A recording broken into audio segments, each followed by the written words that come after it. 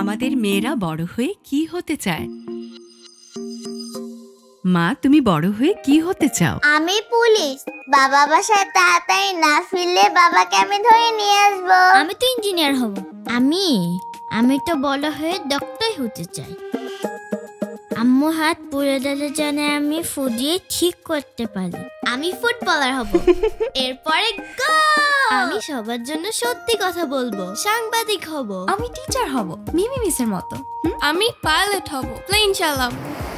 কিন্তু পড়ালেখা না করলে তো এগুলো হওয়া যাবে না। আমি তো জানি আমি সবসময় ফাঁসু। আমি বৃত্তি পেয়েছি না। যদি আব্বু আম্মু পড়ালেখা করতে না দেয়, তাহলে আমি আম্মুর হাতে ভাতই খাবো না। মামুনি, তুমি কে হতে চাও?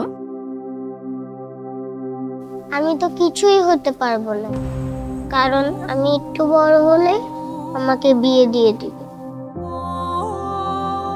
আপনি জানেন কি, বিবাহিত কিশোরীরা স্বামী কর্তৃক সহিংসতার সবচেয়ে বেশি শিকার হয়। গত 12 মাসে স্বামীর সহিংসতার শিকার হয়েছে 62% বিবাহিত কিশোরী। নারীর প্রতি সহিংসতা কমাতে আমাদের ছেলে মেয়েদের পড়ালেখার সুযোগ বাড়াতে হবে, কারণ বাংলাদেশ পরিসংখ্যান ব্যুরো এবং ইউএনএফপি এর প্রকাশিত জরিপে দেখা যায়, শিক্ষা শুধু সম্ভাবনার দুয়ার খোলে না, নিশ্চিত করে নারীর নিরাপত্তা। স্বামী শিক্ষিত হলে পরিবারে নারীর প্রতি সহিংসতার ঝুঁকি 32% কমে যায়, আর নারী শিক্ষিত হলে অন্য কারো দ্বারা সহিংসতার ঝুঁকি অর্ধেকের বেশি কমে যায়।